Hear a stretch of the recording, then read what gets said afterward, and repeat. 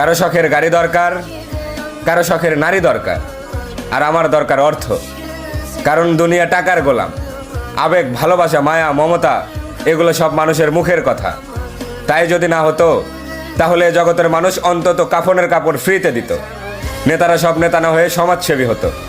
পরিশেষে শীতের দিনে বস্ত্র বিতরণে এতটাই সাড়া ফেলতো না যে গরিবের ঘরে বস্ত্র রাখার জায়গা থাকতো না। এ সকল কিছুই হয় না কারণ মানুষ টাকা ভালোবাসে। যার কাছে যত বেশি সে তত বেশি খুশি।